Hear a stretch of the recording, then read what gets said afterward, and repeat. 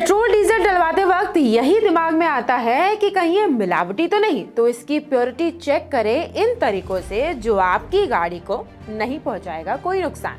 सबसे पहली चीज, मशीन में आपको डेंसिटी लिखी हुई दिखती है। पेट्रोल की डेंसिटी 720 से 775 के बीच होती है और डीजल की डेंसिटी 820 से 860 के बीच होती है। इससे पता चलता है कि आप जो फ्यूल भरवा रहे हैं वो कितना प्योर है। अगर इसी रेंज के बीच पेट्रोल या डीजल हो तो ये सही माना जाता है, और इससे अगर कम या ज़्यादा हो तो समझ जाओ कि गड़बड़ है, तो इस पर ध्यान देना बिल्कुल ना भूलें। दूसरी चीज़, जीरो तो हर कोई देखता है, लेकिन आपको ये देखना है कि जीरो के बाद मशीन में अगला नंबर 5 से कम का हो, यानी जीरो से मीटर शुरू होने के बाद अगला नंबर 2, 3, 4 ही हो।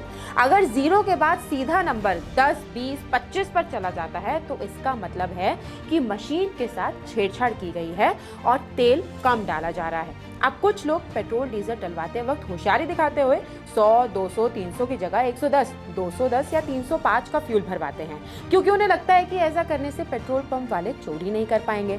लेकिन इस ट्रिक से कोई फर्क नहीं पड़ता है। और भी कई चीज़ें जैसे शॉर्ट फ्यूलिंग का ध्यान रखें। कई बार इन मशीन्स में इलेक्ट्रॉनिक चिप भी होती है जिसमें फ्यूल तो कम भरता है, लेकिन मीटर में आपका बताया हुआ अमाउंट शो होता है। जैसे आपने 1000 रुपये का अगर फ्यूल डलवाने के लिए बोला तो 1000 का ही मीटर पे शो करेगा, लेकिन 800 का फ्यूल भर सकता है। ऐसे में आप पेट्रोल पंप पर 5 लीटर क्वांटिटी टेस्ट ले सकते हैं। कई पेट्रोल पंप पर ओरिजिनल फ्यूल की जगह सिंथेटिक फ्यूल भर दिया जाता है, तो उससे भी आप सतर्क रहें। आप जब भी आप पेट्रोल या डीजल भरवाएं तो इन चीज़ों का ध्यान ज़रूर रखें।